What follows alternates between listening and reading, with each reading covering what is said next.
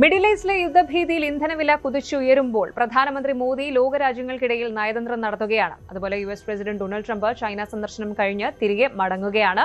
ഇനി ഇന്ത്യയിൽ നിന്നുള്ള വികസനത്തിന്റെ വലിയ വർത്തമാനങ്ങൾക്കിടയിലും ഇന്ത്യ തല താഴ്ത്തുന്നുണ്ട്. നിർഭയയ്ക്ക് ശേഷം 14 വർഷങ്ങൾ പിന്നിടുമ്പോഴും ഡൽഹിയിലെ ഓടുന്ന ബസ്സിൽ ഒരു അമ്മ 2 മണിക്കൂറോളം പിച്ച് ചീന്തപ്പെട്ടു എന്നത് നമ്മെ ഓർമ്മിപ്പിക്കുന്നത് ഒരേ ഒരു കാര്യമാണ്: നമ്മൾ ജീവിക്കുന്നത് ഒരു ഡിസ്റ്റോപ്പിയയിലാണ്.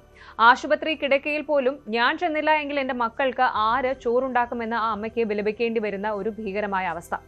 കുഞ്ഞുങ്ങളെ കടിക്കുന്ന നായ്ക്കൾക്ക് പോലും ഇവിടെ കടുത്ത ശിക്ഷ ലഭിക്കുമ്പോൾ സ്ത്രീകളെ വേട്ടയാടുന്ന നരാധമന്മാർക്ക് നിയമത്തിന്റെ പഴുതുകളിൽ സുരക്ഷിതരാകുന്നത് എങ്ങനെയെന്ന് നമുക്ക് ഇന്ന് പരിശോധിക്കേണ്ടതുണ്ട്.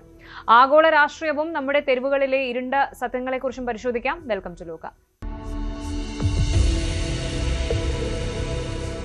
എപ്പോഴെങ്കിലും ചിന്തിച്ചിട്ടുണ്ടോ ലോകം മുഴുവൻ ഇന്ത്യയുടെ അടുത്തേക്ക് ഒഴുകുന്നത് അല്ലെങ്കിൽ വരുന്നത് എന്തുകൊണ്ടാണ് എന്ന്? ഇന്ത്യ ഇന്ന് വെറും ഒരു രാജ്യമല്ല, ഒരു ഗ്ലോബൽ പവർ ഹൗസ് ആണ്. ഇന്ന് നമ്മൾ സംസാരിക്കുന്നത് ഇന്ത്യയുടെ പ്രധാനമന്ത്രി നരേന്ദ്രമോദിയുടെ ഏറ്റവും പുതിയതും ചരിത്രപരവുമായ ഒരു യാത്രയെക്കുറിച്ചാണ്. ലോകം ഒരു വലിയ യുദ്ധത്തിന്റെ മുനമ്പിലാണ്. ഇറാൻ-ഇസ്രായേൽ സംഘർഷം കടുക്കുന്നു. ലോകത്തെ ഏറ്റവും വലിയ ഓയിൽ റൂട്ടായ സ്ട്രേറ്റ് ഓഫ് ഹോർമുസ് ഏത് നിമിഷവും അടയ്ക്കപ്പെട്ടേക്കാം. ഇങ്ങനെ ഒരു ക്രിട്ടിക്കൽ സിറ്റുവേഷനിലാണ് പ്രധാനമന്ത്രി നരേന്ദ്രമോദി തന്റെ 5 രാജ്യങ്ങളിലേക്കുള്ള ചരിത്രപരമായ യാത്ര തുടങ്ങുന്നത്. മെയ് 15 മുതൽ 20 വരെ, അതായത് വെറും 6 ദിവസത്തിനുള്ളിൽ മോദി സന്ദർശിക്കുന്നത് 5 പ്രമുഖ രാജ്യങ്ങളാണ്: UAE, നെതർലാൻഡ്സ്, സ്വീഡൻ, നോർവേ, പിന്നെ ഇറ്റലിയും. ഇതിൽ ഏറ്റവും പ്രധാനപ്പെട്ട കാര്യം എന്താണെന്നോ? കഴിഞ്ഞ 43 വർഷത്തിനിടയിൽ ഒരു ഇന്ത്യൻ പ്രധാനമന്ത്രി പോലും പോകാത്ത ഒരിടത്തേക്ക് ഇത്തവണ മോദി പോകുന്നുണ്ട്. അത് എവിടെയാണ്? എന്താണ് ഈ യാത്രയ്ക്ക് പിന്നിലെ രഹസ്യം? നമുക്ക് പരിശോധിക്കാം. ആദ്യം തന്നെ നമുക്ക് ഈ ഹൈ പ്രൊഫൈൽ യാത്രയുടെ മാപ്പ് ഒന്ന് നോക്കാം. മെയ് 15 രാവിലെ പ്രധാനമന്ത്രി ഇന്ത്യയിൽ നിന്നും വിമാനം കയറി കഴിഞ്ഞു. യുണൈറ്റഡ് അറബ് എമിറേറ്റ്സിലാണ് ആദ്യ യാത്ര. യാത്രയുടെ തുടക്കം മരുഭൂമിയിലെ സ്വർണ്ണ നാട്ടിൽ നിന്നാണ്. രണ്ടാമതായി നെതർലാൻഡ്സ്, അവിടെ നിന്ന് നേരെ, അതായത് UAE നിന്ന് നേരെ യൂറോപ്പിലെ പൂക്കളുടെ നാട്ടിലേക്ക്. പിന്നെ സ്വീഡൻ, ടെക്നോളജിയുടെയും ഇന്നൊവേഷന്റെയും കേന്ദ്രമായ സ്വീഡൻ. അടുത്തത് 4ാമതായി നോർവേ ആണ്. 43 വർഷത്തെ കാത്തിരിപ്പിന് വിരാമമിട്ട് മോദി നോർവേയിൽ എത്തുകയാണ്. ഇനി ഫൈനൽ ഡെസ്റ്റിനേഷൻ എന്ന് പറയുന്നത് ഇറ്റലിയാണ്. ജോർജിയ മെലോണിയുമായുള്ള കൂടിക്കാഴ്ച ലോകം ഉറ്റുനോക്കുന്ന ഒന്നാണ്. അപ്പോൾ 1ാമത്തെ സ്റ്റോപ്പ് നമ്മുടെ സ്വന്തം UAE. ഷെയ്ഖ് മുഹമ്മദ് ബിൻ സയ്യിദ് അൽ നഹ്യാനുമായി മോദി കൂടിക്കാഴ്ച നടത്തുന്നു. UAE ഇന്ന് ഇന്ത്യയുടെ വെറും ഒരു സുഹൃത്തല്ല, നമ്മുടെ 3rd ലാർജസ്റ്റ് ട്രേഡ് പാർട്ട്ണറാണ്. ഇവിടെ 2 പ്രധാന കാര്യങ്ങളാണ് ചർച്ചയാകുന്നത്. ഒന്ന്, എനർജി കോഓപ്പറേഷൻ. പെട്രോളും ഗ്യാസും മാത്രമല്ല, ഇനി ഗ്രീൻ ഹൈഡ്രജനിലും സോളാർ എനർജിയിലും വമ്പൻ ഡീലുകൾ ഉണ്ടാകും. രണ്ടാമത്തെ കാര്യം എന്ന് പറയുന്നത് പ്രവാസികളായ നമുക്ക് ഏറെ സന്തോഷം നൽകുന്നതാണ്. UAEയിൽ മാത്രം ഏകദേശം 4.5 മില്യൺ ഇന്ത്യക്കാരുണ്ട്. അവരുടെ ക്ഷേമവും, അതായത് വെൽഫെയർ, പുതിയ വിസ നിയമങ്ങളും ഇന്ത്യ UAE ബിസിനസ് റിലേഷൻസും ഇതിൽ പ്രധാന ചർച്ചയാകും. ചുരുക്കത്തിൽ പറഞ്ഞാൽ UAE യാത്ര ഇന്ത്യയുടെ മിഡിൽ ഈസ്റ്റിലെ സ്വാധീനം ഒന്നുകൂടി ഉറപ്പിക്കും. UAE കഴിഞ്ഞാൽ മോദി പറക്കുന്നത് നെതർലാൻഡ്സിലേക്കാണ്. 2017 ശേഷം ആദ്യമായിട്ടാണ് അദ്ദേഹം അവിടെ പോകുന്നത്. ഡച്ച് പ്രധാനമന്ത്രി റോബ് ജെറ്റനുമായിട്ടാണ് കൂടിക്കാഴ്ച.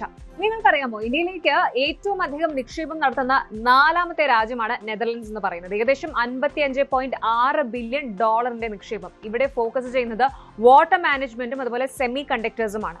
വെള്ളപ്പൊക്കം തടയുന്നതിലും കൃഷിയിലും നെതർലൻഡ്സ് ലോകത്തെ തന്നെ ബെസ്റ്റാണ്. ആ ടെക്നോളജി ഇന്ത്യയിൽ എത്തിക്കുക എന്നതാണ് മോദിയുടെ ലക്ഷ്യം. അടുത്തത് സ്വീഡൻ. സ്വീഡിഷ് പ്രധാനമന്ത്രി ഉൾഫ് ക്രിസ്റ്റേഴ്സനുമായി മോദി ചർച്ച നടത്തും. ഇന്ത്യയും സ്വീഡനും തമ്മിലുള്ള വ്യാപാരം ഇപ്പോൾ ഏകദേശം $7.75 ബില്യൺ എത്തി നിൽക്കുകയാണ്.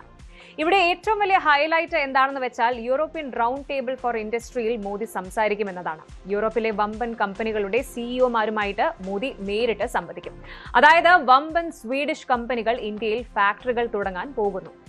ഡിഫൻസ് മേഖലയിലും പുതിയ കരാറുകൾ പ്രതീക്ഷിക്കാം. ഇനിയാണ് ഈ യാത്രയിലെ ഏറ്റവും ക്യാച്ചി ആയിട്ടുള്ള പോയിന്റ് വരുന്നത്. പ്രധാനമന്ത്രി നരേന്ദ്രമോദി നോർവേയിലെത്തുന്നു. ഇതൊരു സാധാരണ സന്ദർശനമല്ല.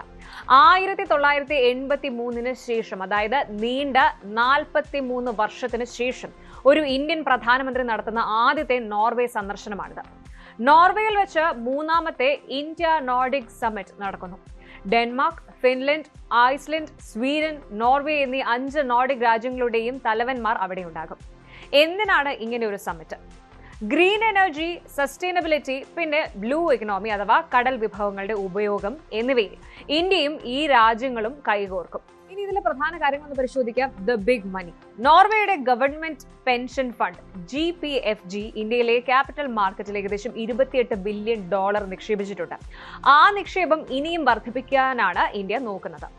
യാത്രയുടെ അവസാന ലാപ്പിൽ മോദി എത്തുന്നത് ഇറ്റലിയിലാണ്. ഇറ്റാലിയൻ പ്രധാനമന്ത്രി ജോർജിയ മെലോണിയുമായുള്ള മോദിയുടെ കെമിസ്ട്രി സോഷ്യൽ മീഡിയയിൽ എപ്പോഴും വൈറലാകാറുണ്ട്. എന്നാൽ അതിനപ്പുറം വലിയൊരു സ്ട്രാറ്റജിക് പ്ലാൻ ഇവിടെയുണ്ട്. ജോയിന്റ് സ്ട്രാറ്റജിക് ആക്ഷൻ പ്ലാൻ 2025-2029 നടപ്പിലാക്കുന്നതിനെ കുറിച്ചാണ് ഇവിടെ പ്രധാനമായും സംസാരിക്കുക. ഇറ്റലിയും ഇന്ത്യയും തമ്മിലുള്ള വ്യാപാരം ഇപ്പോൾ $16.77 ബില്യൺ ഡിഫൻസ്, സ്പേസ്, ടെക്നോളജി എന്നീ മേഖലകളിൽ ഇറ്റലിയെ ഇന്ത്യയുടെ ഏറ്റവും അടുത്ത പങ്കാളിയാക്കുക എന്നതാണ് ഈ സന്ദർശനത്തിന്റെ ലക്ഷ്യം. ഇനി ചിലർ ചോദിക്കുന്നുണ്ടാകും, രാജ്യത്ത് ഇത്രയും പ്രശ്നങ്ങൾ ഉള്ളപ്പോൾ എന്തിനാണ് ഇങ്ങനെ ഒരു യാത്ര എന്ന്. സുഹൃത്തുക്കളെ, ഇതിന് പിന്നിൽ വലിയൊരു ജിയോ പോളിറ്റിക്സ് ഉണ്ട്. ഇത് സ്ട്രാറ്റജിക് ഓട്ടോണോമിയുടെ ഭാഗമാണ്.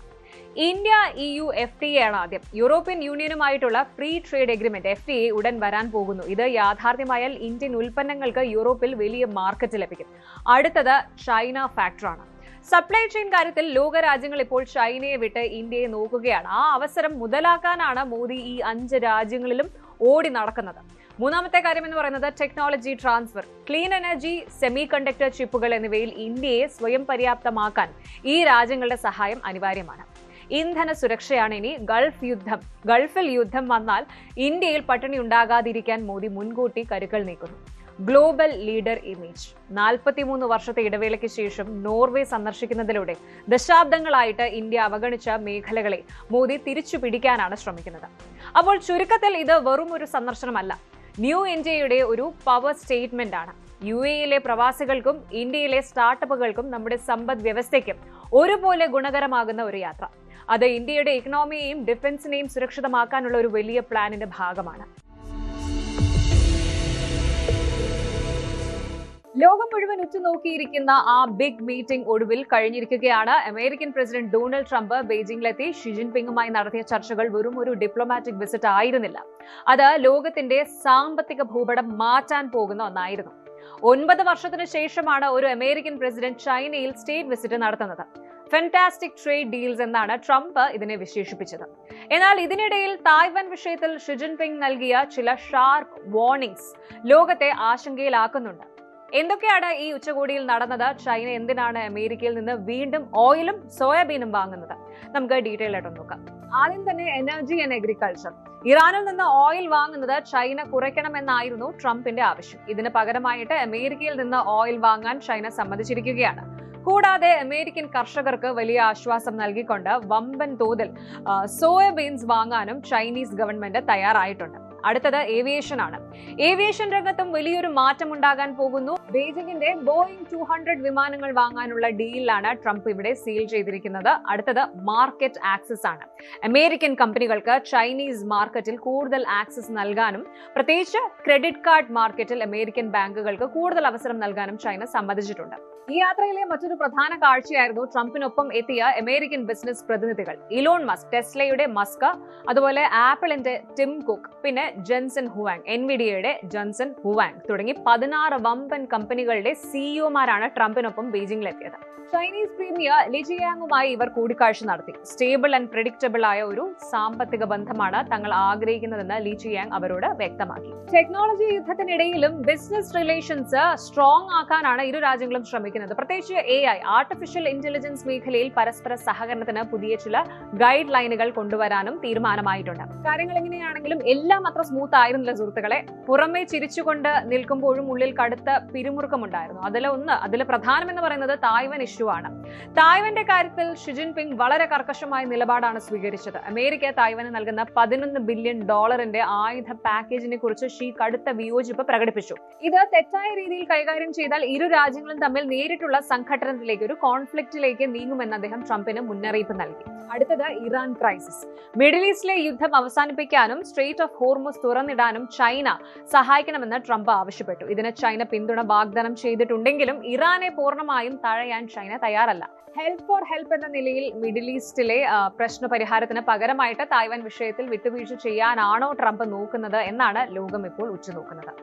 ഷി ജിൻപിങ് ഈ പുതിയ ബന്ധത്തെ വിശേഷിപ്പിച്ചത് കൺസ്ട്രക്റ്റീവ് സ്ട്രാറ്റജിക് സ്റ്റെബിലിറ്റി എന്നാണ്. അതായത് അഭിപ്രായ വ്യത്യാസങ്ങൾ ഉണ്ടെങ്കിലും പരസ്പര സഹകരണത്തിന് മുൻഗണന നൽകുന്ന ഒരുതരം സ്ഥിരത. ഇതിനായി ഒരു പുതിയ ട്രേഡ് ബോർഡ് രൂപീകരിക്കാനും തീരുമാനിച്ചിട്ടുണ്ട്. ഇനി മുതൽ കച്ചവട കാര്യങ്ങളിൽ തർക്കമുണ്ടായാൽ താരിഫുകൾ കുത്തനെ കൂട്ടി യുദ്ധം ചെയ്യുന്നതിന് പകരം ഈ ബോർഡ് വഴി സംസാരിച്ച് തീർക്കാനാണ് പ്ലാൻ. കഴിഞ്ഞ വർഷത്തെ ട്രേഡ് വാർ കാരണം ഉണ്ടായ വമ്പൻ നഷ്ടങ്ങൾ ഒഴിവാക്കാനാണ് ഇങ്ങനൊരു നീക്കം. ചുരുക്കത്തിൽ പറഞ്ഞാൽ ട്രംപിന്റെ ഈ ഒരു സന്ദർശനം അമേരിക്കൻ ഇക്കണോമിക്ക് വലിയൊരു ബൂസ്റ്റ് തന്നെയാണ്. കർഷകർക്കും ബിസിനസ്സുകാർക്കും ഒരുപോലെ ഗുണകരമായ ഡീലുകൾ അദ്ദേഹം നേടിയെടുത്തു. പക്ഷേ തായ്വാൻ എന്ന ടൈം ബോംബ് അവിടെ തന്നെയുണ്ട്. ഇത് എപ്പോൾ പൊട്ടിത്തെറിക്കുമെന്ന് ആർക്കും അറിയില്ല. ചൈനയുടെ സഹായത്തോടെ മിഡിൽ ഈസ്റ്റിൽ സമാധാനം കൊണ്ടുവരാൻ ട്രംപിന് കഴിയുമോ, അതോ ഇത് താൽക്കാലികമായ ഒരു സമാധാനം മാത്രമാണോ? കാത്തിരുന്ന് കാണാം. നമ്മൾ ഭയപ്പെട്ടതുപോലെ തന്നെ കാര്യങ്ങൾ നീങ്ങുകയാണ്. ഒരു വശത്ത് ഇസ്രായേലും ഇറാനും തമ്മിലുള്ള യുദ്ധം കടുക്കുന്നു, മറുവശത്ത് ലോകത്തിന്റെ സാമ്പത്തിക അടിത്തറ തന്നെ ഇളകുന്നു. ഇന്ന് മെയ് 15, 2026 ഇന്ന് രാവിലെ ഇന്ത്യക്കാർ എഴുന്നേറ്റത് ഞെട്ടിക്കുന്ന ഒരു വാർത്ത കേട്ടാണ്. ഇന്ത്യയിലുടനീളം പെട്രോൾ ഡീസൽ വിലയിൽ വമ്പൻ വർധനവ് രേഖപ്പെടുത്തിയിരിക്കുന്നു. ഡൽഹിയിലും മുംബൈയിലും ലിറ്ററിന് 3 രൂപയാണ് ഒറ്റയടിക്ക് കൂട്ടിയത്. ബംഗളൂരുവിൽ പെട്രോൾ വില 106 രൂപ കടന്നു. ചില നഗരങ്ങളിൽ ഇത് 110 കടന്ന് മുന്നേറുകയാണ്. എന്നാൽ ഇതൊരു ഇന്ത്യൻ പ്രശ്നം മാത്രമാണോ? അല്ല. ലോക പ്രശസ്ത സ്റ്റാറ്റിസ്റ്റ പുറത്തുവിട്ട ഏറ്റവും പുതിയ ഗ്രാഫുകൾ പ്രകാരം ലോകം മുഴുവൻ ഒരു ഫ്യൂവൽ എമർജൻസിയിലാണ്. ചില രാജ്യങ്ങളിൽ വില 100% വർദ്ധിച്ചു. എന്താണ് ഈ ഗ്ലോബൽ ക്രൈസിസ്? മോദിയുടെ വിദേശയാത്ര ഇന്ത്യയെ രക്ഷിക്കുമോ? പരിശോധിക്കാം. സ്റ്റാറ്റിസ്റ്റയുടെ റിപ്പോർട്ട് പ്രകാരം കഴിഞ്ഞ കുറച്ച് ആഴ്ചകൾക്കുള്ളിൽ ലോക രാജ്യങ്ങളിലുണ്ടായ ഇന്ധനവില വർധനവ് കേട്ടാൽ നിങ്ങൾ ഞെട്ടും. മ്യാൻമർ യുദ്ധം തുടങ്ങിയ ശേഷം ഇവിടെ പെട്രോൾ വില വർദ്ധിച്ചത് 101.1%, അതായത് ഇരട്ടിയിലധികം. മലേഷ്യയിലും ഫിലിപ്പൈൻസിലും. മലേഷ്യയിൽ ഏകദേശം 68%, ഫിലിപ്പൈൻസിൽ 72% വർധനവ് രേഖപ്പെടുത്തി. പാകിസ്ഥാൻ, അയൽരാജ്യമായ പാകിസ്ഥാനിൽ 42% വില കൂടിയത്. ഇനി USA. വികസിത രാജ്യമായ അമേരിക്കയിൽ പോലും 35% വർധനവുണ്ടായി. ഇതൊക്കെ വെച്ച് നോക്കുമ്പോൾ ഇന്ത്യയിലെ 3 രൂപ വർധനവ് വളരെ കുറവാണെന്ന് തോന്നാം. പക്ഷേ ഇന്ത്യയുടെ ജനസംഖ്യയും ഉപഭോഗവും വെച്ച് നോക്കുമ്പോൾ ഈ 3 രൂപ എന്നത് നമ്മുടെ ഇക്കണോമിയെ തകർക്കാൻ ശേഷിയുള്ള ഒന്നാണ്. വരും ദിവസങ്ങളിൽ ഇന്ത്യയിലും വലിയ വർധനവ് ഉണ്ടാകുമെന്നാണ് സ്റ്റാറ്റിസ്റ്റ മുന്നറിയിപ്പ് നൽകുന്നത്. ഇന്നത്തെ ലേറ്റസ്റ്റ് റേറ്റ്സ് നോക്കിയാൽ ഗവൺമെന്റ് പുറത്തുവിട്ട ലിസ്റ്റ് പ്രകാരം ഡൽഹി പെട്രോൾ 94.77 നിന്ന് 97.77 രൂപയായും ഡീസൽ 87.67 നിന്ന് 90.67 രൂപയായും വർദ്ധിച്ചു. മുംബൈ, ഇവിടെയാണ് ഏറ്റവും വലിയ പ്രഹരം. പെട്രോൾ ലിറ്ററിന് 111.20 രൂപയിലെത്തി. ഡീസൽ 98 കടന്നു. ബംഗളൂരു IT സിറ്റിയിൽ പെട്രോളിന് ഇപ്പോൾ 106.17 രൂപയാണ്. ഇനി ചെന്നൈ, കൊൽക്കത്ത, ഇവിടെയും ലിറ്ററിന് 3 രൂപ മുതൽ 3.5 രൂപ വരെയാണ് വർധനവ് ഉണ്ടായിരിക്കുന്നത്. ഗുർഗാവിലും ജയ്പൂരിലും ഹൈദരാബാദിലും സമാനമായ രീതിയിൽ വില കൂടിയിട്ടുണ്ട്. വെറും ഒരു മൈനർ ഹൈക്ക് അല്ല ഇത്, മറിച്ച് വരാനിരിക്കുന്ന വലിയൊരു സാമ്പത്തിക പ്രതിസന്ധിയുടെ സൂചനയാണ്. എന്തിനാണ് ഈ വില കൂട്ടുന്നത് എന്ന് ചോദിച്ചാൽ എണ്ണ കമ്പനികൾക്ക് ഒറ്റ ഉത്തരമേയുള്ളൂ: ഗ്ലോബൽ വാർ ടെൻഷൻസ്. ഇറാനും ഇസ്രായേലും തമ്മിലുള്ള സംഘർഷം ഇപ്പോൾ നേരിട്ടുള്ള യുദ്ധത്തിലേക്ക് നീങ്ങിയിരിക്കുകയാണ്. കഴിഞ്ഞ 24 മണിക്കൂറിനുള്ളിൽ അമേരിക്കൻ സൈന്യം മിഡിൽ ഈസ്റ്റിൽ വലിയ നീക്കങ്ങൾ നടത്തി. ഇറാൻ തിരിച്ചടിക്കുമെന്ന് പ്രഖ്യാപിച്ചതോടെ ക്രൂഡ് ഓയിൽ മാർക്കറ്റ് അക്ഷരാർത്ഥത്തിൽ പാനിക് ആയിരിക്കുകയാണ്. ഇവിടെ ഏറ്റവും പ്രധാനപ്പെട്ട പോയിന്റ് സ്ട്രെയിറ്റ് ഓഫ് ഹോർമുസ് തന്നെയാണ്. ലോകത്തെ എണ്ണക്കപ്പലുകളുടെ 20% കടന്നുപോകുന്നത് ഈ ചെറിയ കടലിടുകിലൂടെയാണ്. ഇറാൻ ഇത് ബ്ലോക്ക് ചെയ്താൽ ലോകം ഇരുട്ടിലാകും. നിലവിൽ യുദ്ധം കാരണം ഇൻഷുറൻസ് ചാർജും ഷിപ്പിംഗ് കോസ്റ്റും വർദ്ധിച്ചു. ഇതാണ് നമ്മുടെ പമ്പുകളിലെ വിലയിൽ പ്രതിഫലിക്കുന്നത്. Global supply chain is broken എന്ന് വിദഗ്ധർ മുന്നറിയിപ്പ് നൽകുന്നു. ഇതേ സമയത്താണ് പ്രധാനമന്ത്രി Narendra Modi UAE, Netherland, Sweden, Norway, Italy എന്നീ 5 രാജ്യങ്ങളിലേക്ക് യാത്ര തിരിക്കുന്നത്. ഇതിനെ വെറും ഒരു വിദേശ യാത്രയായി കാണാൻ കഴിയില്ല. മോദിയുടെ ആദ്യ സ്റ്റോപ്പ് UAE ആണ്. എന്തുകൊണ്ട്? കാരണം ഇന്ത്യയുടെ എനർജി സെക്യൂരിറ്റിക്ക് UAE അത്യന്താപേക്ഷിതമാണ്. യുദ്ധം കാരണം സൗദിയിൽ നിന്നും ഇറാനിൽ നിന്നുമുള്ള സപ്ലൈ തടസ്സപ്പെട്ടാൽ ഇന്ത്യയെ സഹായിക്കാൻ UAEക്ക് മാത്രമേ കഴിയൂ. മോദി അവിടെ ഷെയ്ഖ് മുഹമ്മദ് ബിൻ സായിദുമായി ചർച്ച നടത്തുന്നത് ഇന്ത്യയിലേക്ക് കൂടുതൽ ക്രൂഡ് ഓയിൽ എത്തിക്കാനാണ്. അതുപോലെ തന്നെ നോർവേ ലോകത്തിലെ വലിയ ഗ്യാസ് ഉൽപാദകരാണ്. 43 വർഷത്തിന് ശേഷം ഒരു ഇന്ത്യൻ പ്രധാനമന്ത്രി നോർവേയിൽ പോകുന്നത് നമ്മുടെ എനർജി സോഴ്സുകൾ വൈവിധ്യവൽക്കരിക്കാനാണ്. അതായത് മിഡിൽ ഈസ്റ്റിനെ മാത്രം ആശ്രയിക്കാതെ നോർഡിക് രാജ്യങ്ങളിൽ നിന്ന് ഇന്ധനം എത്തിക്കാനുള്ള മാസ്റ്റർ പ്ലാൻ ആണത്. ഇനി ഈ ഒരു വില വർധനവിൽ ശ്രദ്ധിക്കാനുള്ള ചില പ്രധാന പോയിന്റുകൾ പറയാം. ഒന്ന്, ലോജിസ്റ്റിക്സ് കോസ്റ്റ് ആണ്. അതായത് ട്രക്കുകളുടെയും ലോറികളുടെയും വാടക കൂടും. ഇത് പച്ചക്കറി, പാല്, മറ്റ് നിത്യോപയോഗ സാധനങ്ങൾ എന്നിവയുടെ വില വർദ്ധിപ്പിക്കും. വരും ദിവസങ്ങളിൽ ഇൻഫ്ലേഷൻ അഥവാ പണപ്പെരുപ്പം കൂടുമെന്ന് ഉറപ്പാണ്. അടുത്തത്, പബ്ലിക് ട്രാൻസ്പോർട്ടേഷനെ ബാധിക്കും. ബസ് ചാർജും ഓട്ടോ ചാർജും വർദ്ധിക്കാൻ ഇത് കാരണമാകും. ഇനി സ്റ്റോക്ക് മാർക്കറ്റിന്റെ കാര്യമാണ്. എണ്ണവില കൂടുമ്പോൾ ഇന്ത്യൻ രൂപയുടെ മൂല്യം ഇടിയുകയും ഓഹരി വിപണി തകരുകയും ചെയ്യുന്നു. ഇന്ന് സെൻസെക്സ് വലിയ ഇടിവിലാണ് വ്യാപാരം തുടങ്ങിയത്. ഇനി ലേറ്റസ്റ്റ് റിപ്പോർട്ടുകൾ പ്രകാരം ഇസ്രായേൽ തങ്ങളുടെ എയർ ഡിഫൻസ് സിസ്റ്റം ഹൈ അലേർട്ടിലാക്കി. അമേരിക്കൻ വിമാനവാഹിനി കപ്പലുകൾ പേർഷ്യൻ കടലിടുക്കിന് സമീപം നിലയുറപ്പിച്ചിട്ടുണ്ട്. ഇന്ത്യയെ സംബന്ധിച്ചിടത്തോളം നമ്മൾ വലിയൊരു തന്ത്രപരമായ നീക്കത്തിലാണ്. റഷ്യയിൽ നിന്ന് കുറഞ്ഞ വിലയ്ക്ക് എണ്ണ വാങ്ങാനുള്ള ശ്രമം തുടരുന്നുണ്ടെങ്കിലും പേയ്മെന്റ് പ്രശ്നങ്ങളും ഷിപ്പിംഗ് തടസ്സങ്ങളും വില്ലനാകുന്നുണ്ട്. അതുകൊണ്ടാണ് പെട്രോളിയം മന്ത്രാലയത്തിന് വില വർദ്ധിപ്പിക്കേണ്ടി വന്നത്. ഓയിൽ മാർക്കറ്റിംഗ് കമ്പനീസ് OMCs വൻ നഷ്ടത്തിലാണെന്നാണ് റിപ്പോർട്ട്. അതുകൊണ്ട് തന്നെ വരും ദിവസങ്ങളിൽ ഇനിയും വില കൂടാൻ സാധ്യതയുണ്ട്. ഇന്ത്യക്ക് ഈ പ്രതിസന്ധി നേരിടാൻ കരുത്തുണ്ടോ എന്നുള്ളതാണ് പ്രധാന ചോദ്യം. ഉണ്ട്. നമ്മുടെ പക്കൽ സ്ട്രാറ്റജിക് പെട്രോളിയം റിസർവ്സ് ഉണ്ട്. വിശാഖപട്ടണം, മംഗളൂരു, പാടൂർ എന്നിവിടങ്ങളിൽ നമ്മൾ എണ്ണ ശേഖരിച്ചു വെച്ചിട്ടുണ്ട്. ഏകദേശം 9 മുതൽ 10 ദിവസം വരെ രാജ്യം മുഴുവൻ പ്രവർത്തിപ്പിക്കാൻ ഈ ശേഖരം മതിയാകും. പക്ഷേ യുദ്ധം മാസങ്ങളോളം നീണ്ടു നിന്നാൽ സ്ഥിതി വഷളാകും. അതുകൊണ്ടാണ് മോദിയുടെ ഈ 5 രാജ്യ സന്ദർശനം ഇന്ത്യയെ സംബന്ധിച്ച് ഡു ഓർ ഡൈ സിറ്റുവേഷൻ ആകുന്നത്. ഇവിടെ ലളിതമായൊരു ലോജിക് ഉണ്ട്. ലോജിസ്റ്റിക്സ്. ഇന്ത്യയിൽ 80% ചരക്ക് നീക്കവും നടക്കുന്നത് റോഡ് മാർഗമാണ്. ഡീസൽ വില കൂടുമ്പോൾ ട്രക്ക് ഉടമകൾ വാടക കൂട്ടും. ഇത് താഴെ പറയുന്ന മേഖലകളെ നേരിട്ട് ബാധിക്കും. ഒന്നാമതായിട്ട് പച്ചക്കറികളും നിത്യോപയോഗ സാധനങ്ങളും. കർഷകന്റെ അടുത്ത് നിന്ന് മാർക്കറ്റിലേക്ക് സാധനങ്ങൾ എത്തിക്കാൻ ഇപ്പോൾ കൂടുതൽ പണം ചിലവാകും. ഫലം എന്തായിരിക്കും? നമ്മുടെ അടുത്തുള്ള കടയിൽ തക്കാളിക്കും അതുപോലെ ഉള്ളിക്കും പാലിനും ഒക്കെ വില കൂടും. ഫ്രം ഫാം ടു ഫോർക്ക് ഓരോ ഘട്ടത്തിലും ഈ വർധനവ് നമ്മൾ അനുഭവിക്കേണ്ടി വരും. ഇനി ഓൺലൈൻ ഷോപ്പിംഗ്, അതായത് ഇ-കോമേഴ്സ്. ആമസോൺ, ഫ്ലിപ്കാർട്ട് തുടങ്ങിയ പ്ലാറ്റ്ഫോമുകളിൽ നിന്ന് നിങ്ങൾ സാധനങ്ങൾ ഓർഡർ ചെയ്യുമ്പോൾ അവ നിങ്ങളുടെ വീട്ടിലെത്തിക്കുന്ന ലാസ്റ്റ് മൈൽ ഡെലിവറി കൂടുതൽ ചിലവേറിയതാകും. വരും ദിവസങ്ങളിൽ ഓൺലൈൻ സാധനങ്ങൾക്ക് വില കൂടാനോ അല്ലെങ്കിൽ സൗജന്യ ഡെലിവറി, ആ ഒരു ഫ്രീ ഡെലിവറി എന്ന് പറയുന്ന കാര്യം നിർത്തലാക്കാനോ സാധ്യതയുണ്ട്. ഇനി ഫുഡ് ഡെലിവറി. സ്വിഗ്ഗി, സൊമാറ്റോ തുടങ്ങിയ ആപ്പുകളിൽ ഇപ്പോൾ തന്നെ ഡെലിവറി സർജ് നമ്മൾ കാണാറുണ്ട്. ഇന്ധനവില വർധനവ് ഡെലിവറി പങ്കാളികളുടെ വരുമാനത്തെ ബാധിക്കുന്നതിനാൽ ഈ കമ്പനികൾ കസ്റ്റമർ ഫീ വർദ്ധിപ്പിക്കാൻ നിർബന്ധിതരാകും. ഒന്ന് ഓർത്തു നോക്കൂ, നമ്മൾ കഴിക്കുന്ന ഭക്ഷണം, നമ്മൾ യാത്ര ചെയ്യുന്ന ഓട്ടോയോ അല്ലെങ്കിൽ ബസ്സോ, നമ്മൾ വാങ്ങുന്ന വസ്ത്രങ്ങൾ, ഇതെല്ലാം ഒരു ട്രക്കിലോ വാനിലോ ആണ് നമ്മളുടെ അടുത്തേക്ക് എത്തുന്നത്. ആ വാഹനത്തിന്റെ ഇന്ധനം ഡീസലാണ്. അതുകൊണ്ട് തന്നെ ഈ ഒരു പ്രൈസ് ഹൈക്ക് എന്ന് പറയുന്നത് വെറും ഒരു വാർത്തയല്ല, നമ്മുടെ ഓരോരുത്തരുടെയും മാസ ബഡ്ജറ്റിനെ എഫക്റ്റ് ചെയ്യുന്ന ഒരു കാര്യമാണ്. ചുരുക്കത്തിൽ പറഞ്ഞാൽ മിഡിൽ ഈസ്റ്റിൽ വീഴുന്ന ഓരോ ബോംബും നമ്മുടെ പോക്കറ്റിൽ നിന്നാണ് പണം ചോർത്തുന്നത്. യുദ്ധം ഉടൻ അവസാനിച്ചില്ല എങ്കിൽ പെട്രോളിന്റെ വില എന്ന് പറയുന്നത് 120 രൂപ വരെ എത്തിയേക്കാം എന്നുള്ളതാണ്. ഓൺലൈൻ ഷോപ്പിംഗും അതുപോലെ പുറത്തു നിന്നുള്ള ഭക്ഷണവും ഒക്കെ ഇനി കുറച്ച് ചിലവേറിയതാകും. കേന്ദ്ര സർക്കാർ എക്സൈസ് ഡ്യൂട്ടി കുറയ്ക്കുമോ അതോ സംസ്ഥാനങ്ങൾ വാറ്റ് കുറയ്ക്കുമോ എന്നൊക്കെ നമ്മൾ കണ്ടറിയണം.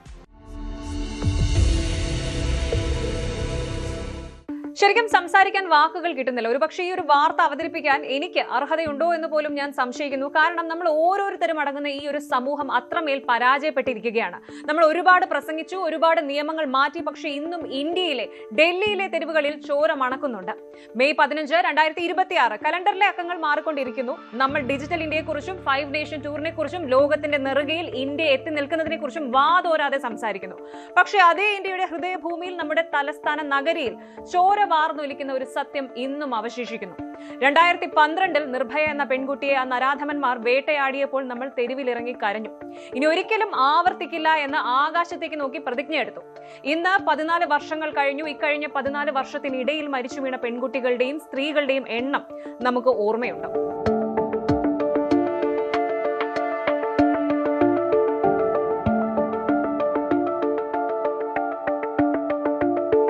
ചില വാർത്തകൾ അങ്ങനെയാണ്, നമ്മളെ കരയിപ്പിക്കും, ചിലത് ചിന്തിപ്പിക്കും. എന്നാൽ ഡൽഹിയിൽ നിന്ന് ഇപ്പോൾ വരുന്ന ഈ ഒരു വാർത്ത നമ്മളെ നാണം കെടുത്തുന്നു, ലജ്ജിപ്പിക്കുന്നു.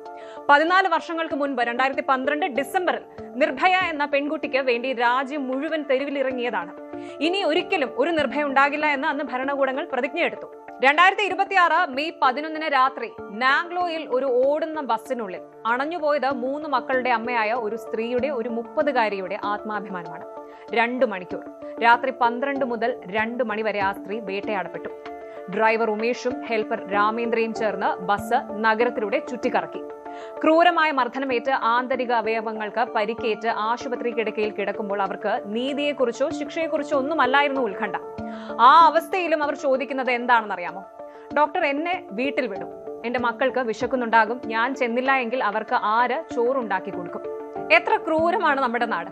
സ്വന്തം മക്കളുടെ വിശപ്പിനെ കുറിച്ച് ഓർത്ത് വിലപിക്കുന്ന ഒരു അമ്മയ്ക്ക് ആ മക്കൾക്ക് മുന്നിലേക്ക് തിരിച്ച് സുരക്ഷിതമായിട്ട് നടന്നു കയറാൻ പോലും കഴിയാത്ത ഒരിടമായിട്ട് ഡൽഹി ഇന്നും തുടരുകയാണ്. ഇതിനെ ശരിക്കും Delhi case number 1, number 2, Nirbhaya 1, 2 എന്നൊന്നും വിളിക്കാൻ ഞാനില്ല. കാരണം ഇതൊരു വെബ് സീരീസിന്റെ എപ്പിസോഡൊന്നും അല്ല. ഇത് നമ്മുടെ ലജ്ജയുടെയും തോൽവിയുടെയും നേർചിത്രമാണ്. ഓരോ നമ്പറിന് പിന്നിലും തകർക്കപ്പെട്ട ഒരു കുടുംബമുണ്ട്, ജീവിതങ്ങളുണ്ട്. അത് ഓർക്കണമല്ലോ. നിയമങ്ങൾ ഉറങ്ങുകയാണ്, അതോ മനുഷ്യത്വം മരവിച്ചു പോയോ? നിർഭയ മുതൽ ഇങ്ങ് നാംഗ്ലോയ് വരെ നീളുന്ന ഈ 14 വർഷത്തെ ഭയം നമുക്ക് ചർച്ച ചെയ്യേണ്ടതുണ്ട്.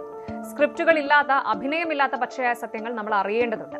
ക്രൂരമായ മർദ്ദനമേറ്റ് ശരീരം തകർന്ന ആശുപത്രിയിൽ കിടക്കുമ്പോഴും ആ 30-കാരിയായ അമ്മ പറയുന്നത് എന്താണെന്ന് അറിയാമല്ലോ?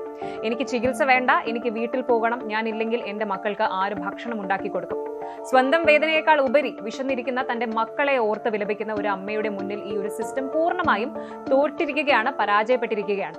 ഇതിനെ ഇനിയും നമ്പറൊക്കെ കൊടുത്ത് ഭംഗിയാക്കണം. ഇത് ഈ നാടിന്റെ ഉണങ്ങാത്ത മുറിവാണ്. റിപ്പോർട്ടുകൾ പ്രകാരം ആശുപത്രിയിൽ പ്രവേശിപ്പിച്ച യുവതി ആദ്യം ചികിത്സ നിഷേധിച്ചിരുന്നു. തനിക്ക് അഡ്മിറ്റ് ആകാൻ കഴിയില്ല എന്നും വീട്ടിൽ പോകണമെന്നും അവർ വാശി പിടിച്ചു. അതിനവർ പറഞ്ഞ കാരണം കേട്ട് ഡോക്ടർമാർ പോലും സ്തംഭിച്ചു പോയിരുന്നു. താൻ ജോലിക്ക് പോയില്ലെങ്കിൽ, വീട്ടിൽ തിരിച്ചെത്തിയില്ല എങ്കിൽ മക്കൾ പട്ടിണിയാകുമെന്ന് ആ അമ്മ ഭയപ്പെടുന്നു. ആ അമ്മയുടെ ചോദ്യങ്ങൾ ശരിക്കും ഈ ഒരു ഭരണകൂടത്തിന്റെ മുഖത്തേറ്റ വലിയൊരു പ്രഹരമാണ്. മക്കളെ ഓർത്ത് അവർ ചോദിക്കുന്നത്, ഞാൻ പോയില്ലെങ്കിൽ അവരെ ആര് നോക്കും?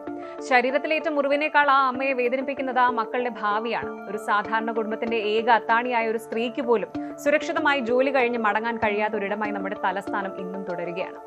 ഒന്ന് ഓർത്തു നോക്കൂ, ഈ പറഞ്ഞ 2012 നിർഭയ സംഭവത്തിന് ശേഷം എന്ത് മാറ്റമാണ് ഉണ്ടായത്? 14 വർഷമായിട്ടും അതേ ക്രൂരത, അതേ പാറ്റേൺ ആവർത്തിക്കുന്നു. ഒരു സ്വകാര്യ ബസ്, അധികാരം കയ്യിലുണ്ടെന്ന് വിശ്വസിക്കുന്ന ഡ്രൈവറും ക്ലീനറും, ഒരു രാത്രി സഹായത്തിന് ആരുമില്ലാത്ത ഒരു സ്ത്രീ. സിസ്റ്റത്തിന്റെ കാര്യം നോക്കിയാൽ ഇന്നും സ്വകാര്യ ബസ്സുകളിൽ CCTVകളില്ല, GPS നിരീക്ഷണങ്ങളില്ല. ഇനി ഭയം എന്ന് പറയുമ്പോൾ രാത്രി 12 മണിക്ക് ശേഷം അല്ലെങ്കിൽ അതിന് മുന്നേ ഒരു സ്ത്രീക്ക് സുരക്ഷിതമായിട്ട് യാത്ര ചെയ്യാൻ കഴിയില്ല. ഇനിയാണ് മെയിൻ മനസ്ഥിതി. അതായത് കുറ്റവാളികൾക്ക് നിയമത്തോട് ലെവലേശം പേടി ഇപ്പോഴുമില്ല. ശരിക്കും നാംഗ്ലോയിലെ ആ അമ്മ ചോദിച്ച ചോദ്യം, ആര് ചോറുണ്ടാക്കും? അത് നമ്മൾ ഓരോരുത്തരോടുമുള്ള ചോദ്യമാണ്. ഒരു സ്ത്രീക്ക് ജോലി കഴിഞ്ഞ് സുരക്ഷിതമായിട്ട് വീട്ടിലെത്തി മക്കൾക്ക് ഭക്ഷണം നൽകാൻ പോലും കഴിയാത്ത രാജ്യം എങ്ങനെയാണ് പുരോഗമിച്ചു എന്ന് അവകാശപ്പെടുന്നത്? ഇനി പ്രതികൾ പറയുന്നത് പണത്തെ ചൊല്ലിയുള്ള തർക്കമാണ് അക്രമത്തിന് കാരണമെന്നാണ്. പണത്തിന്റെ പേരിലായാലും മറ്റെന്തിന്റെ പേരിലായാലും ഒരു സ്ത്രീയെ ഇങ്ങനെ ഉപദ്രവിക്കാൻ, അവരുടെ അനുവാദമില്ലാതെ തൊടാൻ ഇവർക്ക് ധൈര്യം ലഭിക്കുന്നത് എവിടെ നിന്നാണ്? നിയമത്തോടുള്ള പേടി ഇല്ലാത്തത് കൊണ്ടല്ലേ? ഇനി NCRB, നാഷണൽ ക്രൈം റെക്കോർഡ്സ് ബ്യൂറോയുടെ ഡേറ്റ പ്രകാരം സ്ത്രീകൾക്കെതിരെയുള്ള അതിക്രമങ്ങളിൽ ഡൽഹി ഇപ്പോഴും ഒന്നാമതാണ്. 14 വർഷത്തിനു ശേഷവും ഈ ഭയം വിട്ടുമാറുന്നില്ല എങ്കിൽ നമ്മുടെ നിയമവ്യവസ്ഥയിൽ എവിടെയോ വലിയ വലിയ പിഴവുകളുണ്ട് എന്ന് സാരം. ചില കണക്കുകൾ നോക്കാം. അതാണല്ലോ ഈ ഒരു കേസിന്റെയും അല്ലെങ്കിൽ ഈ ഒരു വാർത്തയുടെ രീതി. ഇതേ NCRBയുടെ പുതിയ റിപ്പോർട്ട് പ്രകാരം ഇന്ത്യയിൽ സ്ത്രീകൾക്കെതിരെയുള്ള അതിക്രമങ്ങൾ ഓരോ വർഷവും 4 മുതൽ 5% വരെ വർദ്ധിച്ചുകൊണ്ടിരിക്കുകയാണ്. ദിവസവും 90 റേപ്പ് കേസുകൾ. ഇന്ത്യയിൽ ശരാശരി ഓരോ ദിവസവും 80 മുതൽ 90 വരെ ബലാത്സംഗ കേസുകൾ റിപ്പോർട്ട് ചെയ്യപ്പെടുന്നു. ഇത് റിപ്പോർട്ട് ചെയ്യപ്പെടുന്നവ മാത്രമാണ്. ഇനി ഡൽഹിയുടെ കാര്യം നോക്കണം. The crime capital. രാജ്യത്തെ മെട്രോ നഗരങ്ങളിൽ സ്ത്രീകൾക്കെതിരെയുള്ള കുറ്റകൃത്യങ്ങളിൽ ഡൽഹി ഇപ്പോഴും 1-ാം സ്ഥാനത്താണ്. ഓരോ മണിക്കൂറിലും ഡൽഹി പോലീസിന് സ്ത്രീ സുരക്ഷയുമായി ബന്ധപ്പെട്ട 50-ലധികം കോളുകൾ ലഭിക്കുന്നുണ്ട്. ഇനി കൺവിക്ഷൻ റേറ്റ്, അതായത് ഏറ്റവും സങ്കടകരമായ കാര്യം ഇത് തന്നെയാണ്. കേസുകൾ രജിസ്റ്റർ ചെയ്യപ്പെടുന്നുണ്ടെങ്കിലും പ്രതികൾ ശിക്ഷിക്കപ്പെടുന്ന നിരക്ക്, കൺവിക്ഷൻ റേറ്റ് ഇപ്പോഴും 30% താഴെയാണ്. നിർഭയ കേസിന് ശേഷം വന്ന കടുത്ത നിയമങ്ങൾ ശരിക്കും വെറുതെ പേപ്പേഴ്സിൽ ഉണ്ട് എന്നല്ലാതെ ഒന്നുമില്ല എന്നാണ് ഇതിന്റെ ചുരുക്കം. ഇവിടെ മറ്റൊരു കാര്യം കൂടി ശ്രദ്ധിക്കണം. ഇത്രയും ക്രൂരമായ സംഭവം നടന്നിട്ടും പ്രതികൾ ഇപ്പോഴും അവരുടെ ഭാഗം ന്യായീകരിക്കാൻ ശ്രമിക്കുന്നു. പണത്തിന്റെ തർക്കം പറഞ്ഞ് ക്രൂരതയെ മറച്ചുവെക്കാൻ നോക്കുന്നു. പക്ഷേ ഒരു അമ്മയുടെ കണ്ണീരിന് മുന്നിൽ ഈ ന്യായീകരണങ്ങൾ, ഇതിനൊന്നും ഒരു സ്ഥാനവുമില്ല. ചികിത്സ നിരസിച്ചുകൊണ്ട് വീട്ടിലേക്ക് പോകണമെന്ന യുവതി കരഞ്ഞുകൊണ്ട് പറയുമ്പോൾ അവർക്ക് നമ്മുടെ സുരക്ഷാ സംവിധാനങ്ങളിൽ വിശ്വാസമില്ല എന്നതുകൂടെയാണ് യാഥാർത്ഥ്യം. താൻ ഇവിടെ കിടന്നാൽ തന്റെ കുടുംബം തകരുമെന്ന ബോധം അവരെ വേട്ടയാടുകയാണ്. മറ്റൊരു പ്രധാനപ്പെട്ട പോയിന്റ് ഇതാണ്. സോഷ്യൽ മീഡിയയിലും മറ്റും ഇത്തരം കേസുകളെ ഡൽഹി കേസ് 1, ഡൽഹി കേസ് 2, നിർഭയ 1, 2.0 എന്നിങ്ങനെ നമ്പർ ഇടുന്നത് അവസാനിപ്പിക്കണം. ഇത് ഏതെങ്കിലും ക്രൈം ത്രില്ലർ സിനിമയൊന്നുമല്ല. ഓരോ കേസിന് പിന്നിലും ചോര വാർന്ന ഒരു ജീവിതമുണ്ട്. ഇത് ഓരോ അമ്മയുടെയും ഓരോ സഹോദരിയുടെയും സുരക്ഷയുടെ പ്രശ്നമാണ്. ഇത് സമൂഹത്തിന്റെ മൊത്തത്തിലുള്ള പരാജയമാണ്. നമ്മൾ എങ്ങോട്ടാണ് പോകുന്നത് ശരിക്കും? കുട്ടികളെ കടിക്കുന്ന തെരുവ് നായ്ക്കളെ തല്ലാനും കൊല്ലാനും ഒക്കെ മനുഷ്യർക്ക് വലിയ ആവേശമാണ്. എന്നാൽ പിഞ്ചു കുഞ്ഞുങ്ങളെയും സ്ത്രീകളെയും പിച്ചു ചീന്തുന്ന, ബോധപൂർവം ക്രൂരത ചെയ്യുന്ന ഈ നരാധമന്മാർക്ക് കിട്ടുന്ന ശിക്ഷ എന്താണ്? വർഷങ്ങൾ നീളുന്ന കോടതി നടപടികൾ, ജയിലിലെ സുഖവാസം, ഒടുവിൽ എന്നെങ്കിലും ലഭിക്കുന്ന മാപ്പ്. കുഞ്ഞുങ്ങളെ ഉപദ്രവിക്കുന്ന മൃഗങ്ങൾക്ക് ലഭിക്കുന്ന ശിക്ഷ പോലും മനുഷ്യരൂപത്തിലുള്ള ഈ മൃഗങ്ങൾക്ക് ലഭിക്കുന്നില്ല എന്ന് വെച്ചാൽ നമ്മൾ ഒരു ഡിസ്റ്റോപ്പിയയിലാണ് ജീവിക്കുന്നത് എന്ന് പറയേണ്ടി വരും. ജീവിതം അങ്ങേയറ്റം അരാജകവും അടിച്ചമർത്തുന്നതും അല്ലെങ്കിൽ ഭയാനകവുമാകുന്ന ഒരു സാങ്കല്പിക ഭാവിയെക്കുറിച്ചുള്ള സമൂഹമാണ് ഡിസ്റ്റോപ്പിയ എന്ന് പറയുന്നത്. അതായത് തിന്മകൾക്ക് നിയമത്തെക്കാൾ ശക്തിയുള്ള, നീതി മരിച്ചുകൊണ്ടിരിക്കുന്ന ഒരു ഇരുണ്ട ലോകം. നാംഗ്ലോയിലെ ഈ നരാധമന്മാർക്ക് ലഭിക്കാവുന്നതിൽ ഏറ്റവും കഠിനമായ ശിക്ഷ തന്നെ ലഭിക്കണം. കേവലം അറസ്റ്റിൽ ഒതുങ്ങരുത്. ഈ കേസ് ഇഴഞ്ഞു നീങ്ങരുത്. ആ അമ്മയുടെയും മക്കളുടെയും കണ്ണീരിന് മറുപടി നൽകാൻ നമ്മുടെ നിയമത്തിന് കഴിയണം. ലോകം പൂർണ്ണമാകുന്നു. നമസ്കാരം.